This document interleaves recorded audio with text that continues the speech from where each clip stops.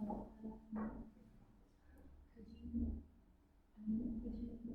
and then annotate to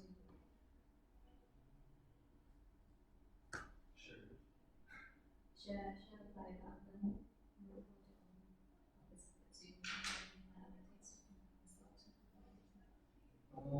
That would be wrong.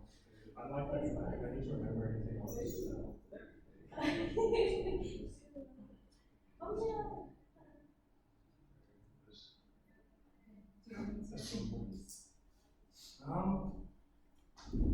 Yeah, sure. Hi everyone, and welcome to Divesting 101. Here we have Simon Benson from Fossil Free TCD, who have now regrouped after we found out that some of the Trinity did not fulfill its promise of fully divesting from fossil fuels. So today we'll be finding out the importance of divesting, some more bits about it, and also what we can do. So it'll be a pretty kind of basic. It is 101. Also, I'm not a financial expert or anything like that. But I was in the campaign. When was that? 2015 or so. So I'm back now, and there's a lot of people that left. I'm one of the few people that are remaining. So we pulled together a timeline of what will happen, what the investment is, and kind of all the basic important stuff. And then I thought we might break into smaller groups. We might do 2 groups. We want to focus on different things, and then talk about where we might go from now, or where we might go in the future with the campaign, and maybe kind of figure some of that out together to see where we're going from here. Because obviously, the remaining people from Fossil Free can't really just do everything on their own. So now it's just kind of a resurgence, see what happens, which will evolve you guys and other people. So that's just what it is. So what is divestment? So divestment, also sometimes called disinvestment, is basically the opposite of investment, and you remove your money from, investment. So this can look like a lot of different ways. The definition here is a decision to remove money from the fossil fuel industry. That's the focus for today. And it sends a clear message that we need to end the exploration and new development of fossil fuel infrastructure and extraction, and reduce the ones that are currently also in process. Divestment can look like a lot of different things. I think one of the first cases of divestment was in South Africa with the apartheid movement, and that's, depending on who you ask, once that started kicking off, that had a huge impact on South Africa. Another one is the tobacco industry, which is still ongoing today, about moving money or investing into big tobacco. Other ones, which one we have on campus at the moment, is the BDS campaign, which is the boycott, divest, sanction campaign. Advocates Israel and Israeli products. And there's also other divestment campaigns, such as divestment factory farming, which a lot of vegan campaigners might do. So it's kind of just a broad term that can include a lot of different things. But fossil fuel divestment has actually been one of the fastest growing divestment campaigns from this kind of group. It only started in 2011, I believe, and now there's over 1,000 institutions globally, which includes colleges, for example, but also a lot of faith organizations and businesses, and also some rich individuals who just have a lot of money invested in fossil fuels. So the aims of the campaign basically can be split into a few different things. Obviously, removing the actual physical money to kind of take away those resources from fossil fuels and the infrastructure surrounding it, but also to remove the social licensing for companies. So social license is what we as a society kind of are okay with companies doing. It can get a bit more complicated than that, but that's roughly the idea. We give them a social license to continue to extract because we're just kind of okay with it, I guess. But people are angry about it and not okay with it. That kind of is the removal of that social license. And then the third aspect would be just kind of get a better awareness of the intricacies of how the fossil fuel infrastructure and extraction network is like integrated into our general society and culture, because there's a lot of like ways that they're connected that wouldn't seem obvious straight away, and the more you dig, the more you kind of find out. So kind of being aware of where exactly the money is going and what it's being used for is a really important part of it, and it's quite difficult to do because you have to like search through a lot of documents. That's not my speciality, but that's like a hugely important part of it. So the history of like Trinity investments. It was inspired by the Queen's University Belfast campaign, which was started in 2015. So here's some pictures of them. This is them doing a sit-in. I think that's in their like provost's office. Here's some of their like leaflets they put out. And when we heard about this, we thought, you know, we were in the Environmental Society a few of us, and yeah, Environmental Society 5-6 years ago. And we heard about this and we thought, you know, Trinity probably is doing something similar in terms of investment. Maybe we should check this out. So we submitted a Freedom of Information request, or also called FOIs. So you might hear FOIs thrown around a lot. Basically, any college, company, and stuff like that, when they have like a large amount of money they need to invest, like tender or something like that, they're like obligated to be able to like give certain information legally. So that's like the Freedom of Information Act. Again, not my speciality on this part of things, but they're basically obligated to, if you fill out this form, to give you a certain amount of information required. And sometimes they can be a bit tricky about it and remove information, or like only give you the bare minimum. So our first one was in June, and we got like very little information. Our second one then, like our appeal, was in July, again, really bare minimum. So then in September, we did like a really expansive, like detailed freedom of information, and in October, we got the results of that. And there was a lot of interesting things in there, let's just put it like that. So this is kind of some of the clips from it. These are the different kind of funds that were invested. So emerging market equity fund, high yield equity fund, developed growth equity fund. Not quite sure what all those things exactly mean, fancy speak, but that's what we were invested in. But when we looked a bit closer at the like spreadsheets, we found that there was actually €6 million invested into fossil fuels within the Trinity like portfolio, which was kind of not great. We also found some other interesting things, such as here you can see Lockheed Martin, that we had 200,000 base systems and Embraer. These are all aerospace and defense, so essentially arms, weaponry, stuff like that, which wasn't the focus of our campaign specifically, but raised some interesting questions for other people on campus who were kind of like more focused on that side of things. You do find a lot of interesting stuff when you do an FOI, for better or for worse, I guess. And it kind of spans the board of all the divestment possibilities that I mentioned earlier, for example, the Antarctic stuff, the ethical food, tobacco. Like you might find some interesting stuff over out there. But after we did that, basically our campaign started to really kick off, and we did it for 15 months, which seems like quite a long time, but you know, with the academic year, it goes quite quickly. So we did actually quite a lot of like events every now and again. Here, that was I think one of the COP 20 something. I don't know at this stage. I'm a bit disillusioned with it, but we had like petitions and sign-up forms. After we got the SU to kind of come on board, we had a lot more access to resources, which is great. So we could get like t-shirts and stuff like that made, and like posters to kind of spread awareness. Before that, we had to kind of make do. We had a very limited funds. So you can see here a t-shirt that one of our members screen printed, and then we had like just like felt pieces that we put on the marker. So we did like everything we could with the bare minimum to try and get it out there, which is good fun, but also quite a lot of work, especially for a small group. At the start, it's very difficult, but once you start building like power and like getting more people involved, it becomes a lot easier and a lot more like fun. Because you want to have fun as well. Like it's important to like be serious about it, but like you want to have a bit of fun.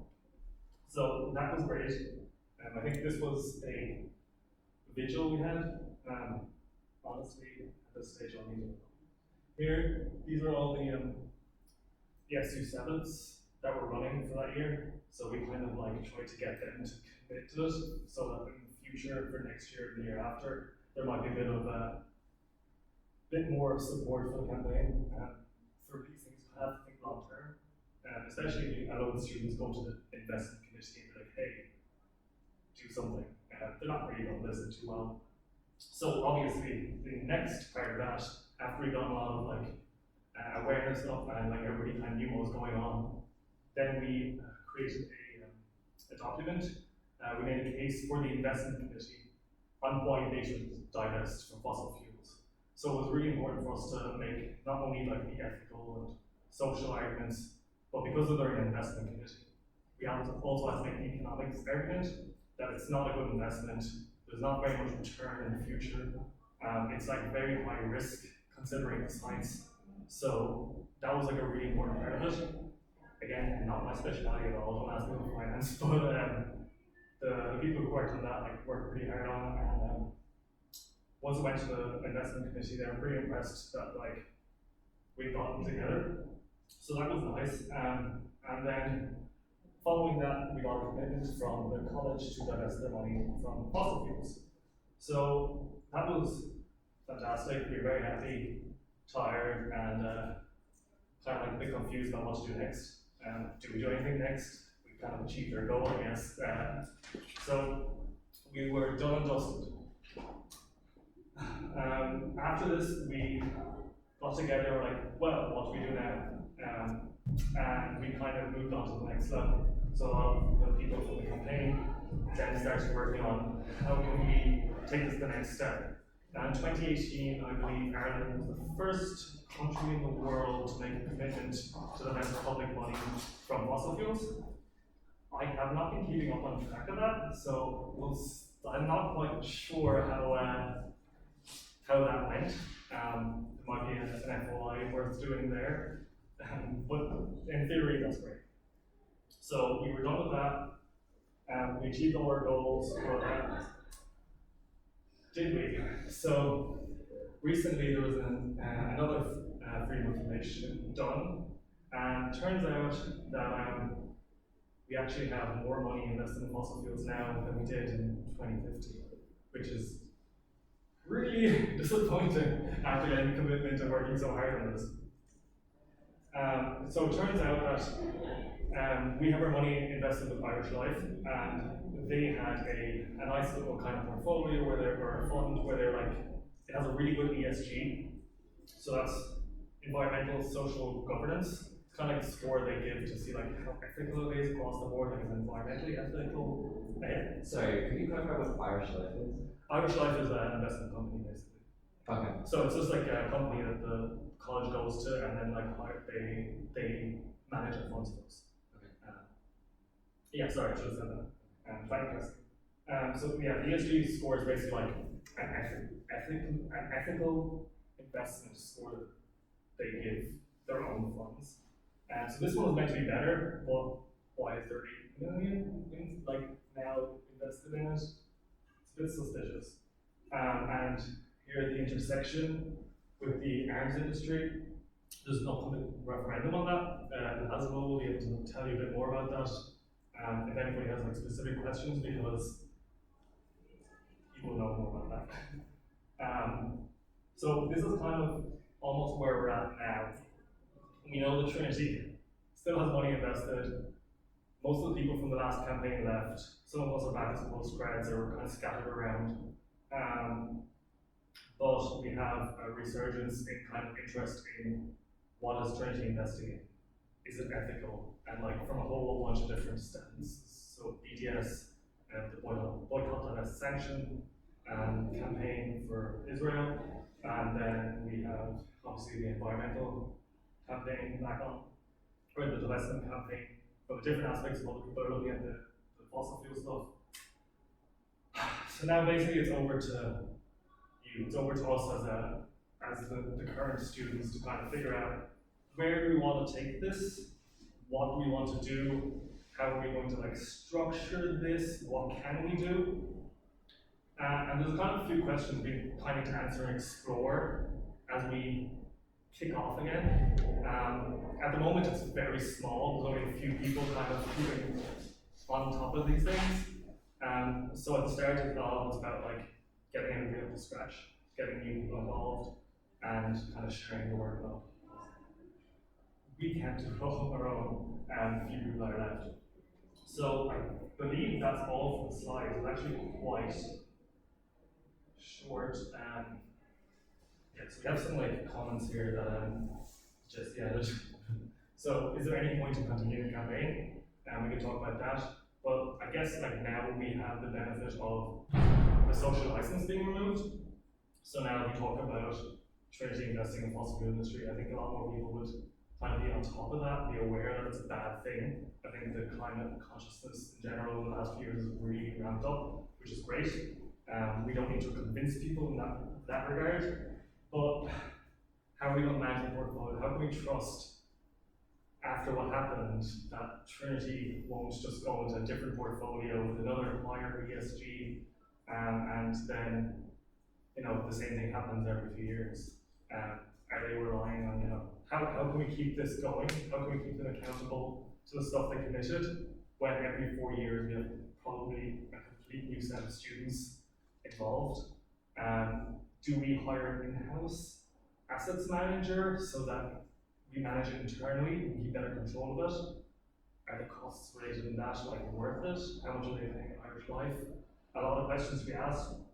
How do we manage, or how do we balance the different aspects of investment versus divestment? Because it's never just like fossil fuels. These companies do a lot of different things as well.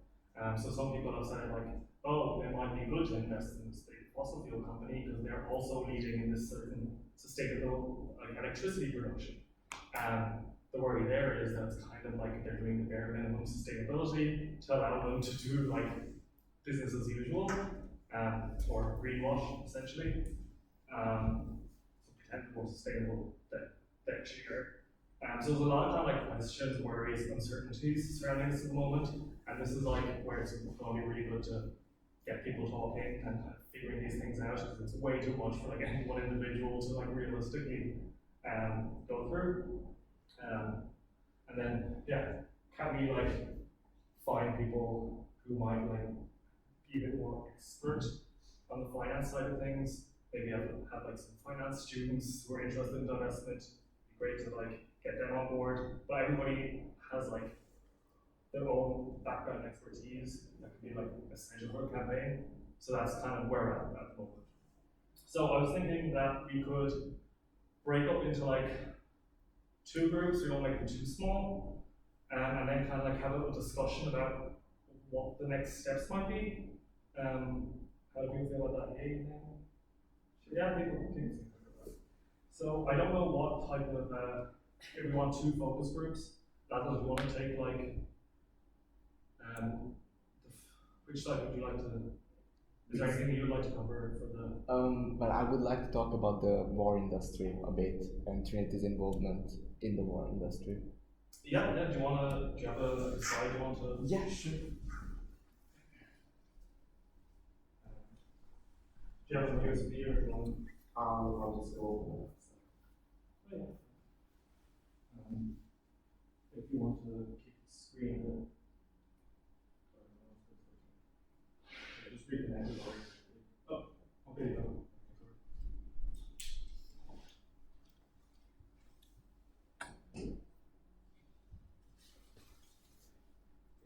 So basically, I'm the chairperson of an organization called Students for Change on campus.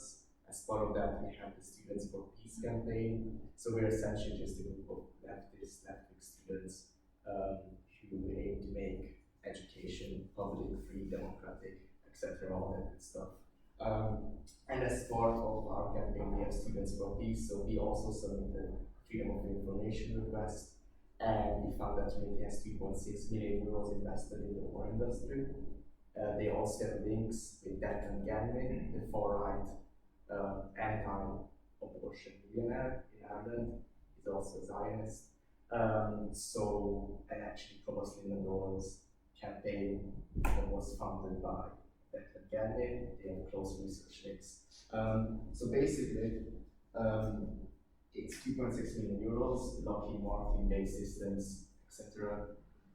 And for me personally, like to answer that question that was posed about the in-house asset manager, I think that there's an opportunity because we've seen here that that trust in college doesn't necessarily work. So that there's a certain sense of you try to do something, and then there is progress within the university, but because of socioeconomic factors that are outside of the control of the university, namely the increasing corporatization of colleges, that erodes our progress. So, in my opinion, we need to connect the struggle for divestment to the wider struggle for more democracy within our universities, to reverse corporatization and say that yes, we do need to manage that fund collectively.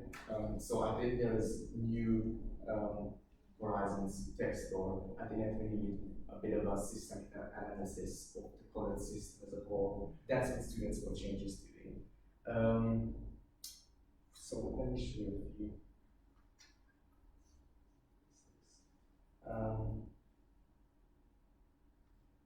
Here is the freedom of information request that we did.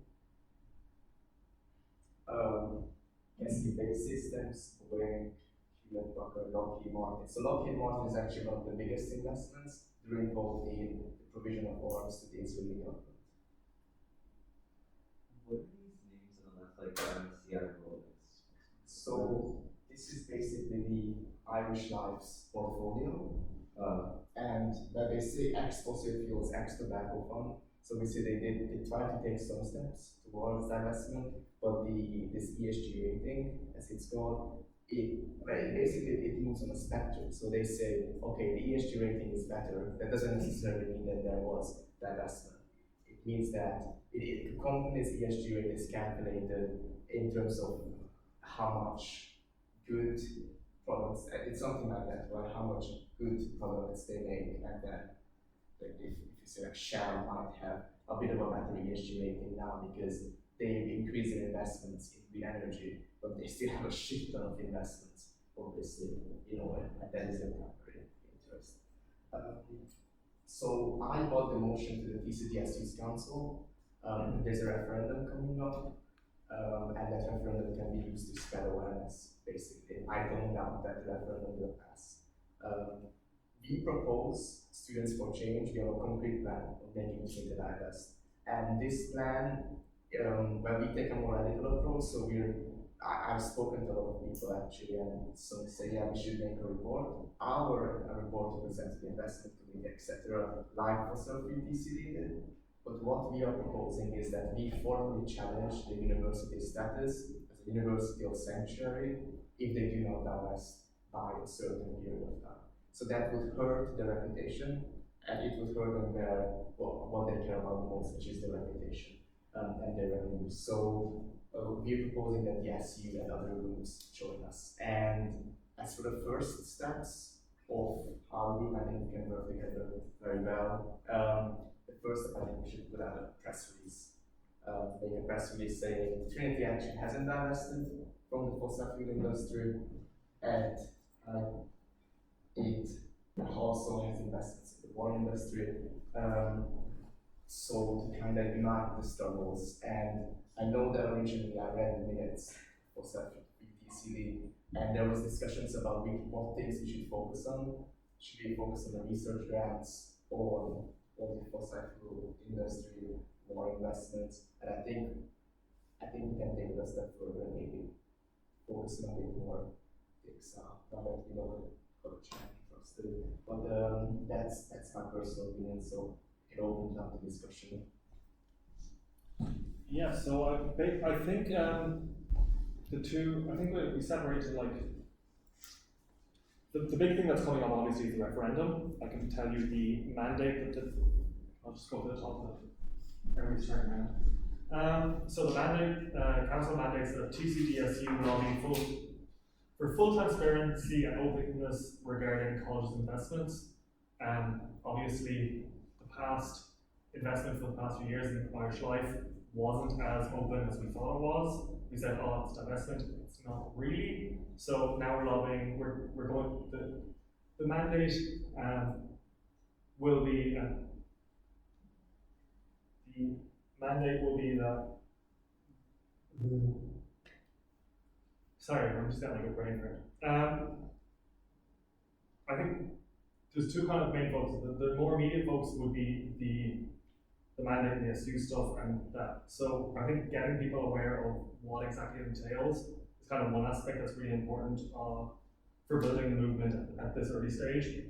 So I think we have like one group maybe focusing on like how we can build connections, how we can push for that, because I think that's going to be a really important step to everything else that we might do in terms of ethical investment in general or divestment of fossil fuels more specifically.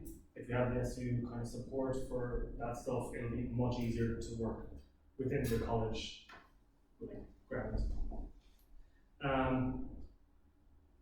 What else would there be? Kind of more like investigating. Is the FOI, does that like still need investigation? I'm not that expert in that side of things. We have the research grants FOI as well, so that's new. And that's just come in, yeah? And that's just coming in, yeah. Yeah, 2 FOIs were submitted yesterday. One is for research grants, one is for actual investments, and they're for both fossil fuels and armaments. Do we want to have one group that's looking at the investment and the FOIs then, and then we have like another group that focuses on like the on-campus raising awareness side of things and getting people like enthusiastic about it? Does that seem, anybody have better suggestions or? Yeah, cool. I think that makes a lot of sense. Yeah, Jeffrey, Laszlo, do you want to like take the investment one? Because I'll be completely useless to that. Brian, you want to help with the other one? Yeah. Cool. So people who would like to kind of focus on the investment side of things and the FOIs, Laszlo and Jeffrey will like take your group. And then for like making connections and like what we can do prior to the referendum. That's the word. Myself and Brian will kind of like have a little discussion about that. And we all as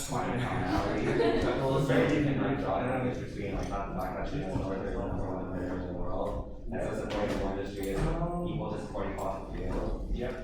I think that would be a really powerful thing. I don't know if you agree. That's just one thing. That's something we're trying to look into right now. Because that's part of why we're combining the moderation and fossil fuels. Yeah, we want like to look at you don't see it. Yeah. We're related so. Yeah, very much like you guys all said, it's more involvement with the possible like that's very much linked to the possible implementation and more involved in campaign. Security.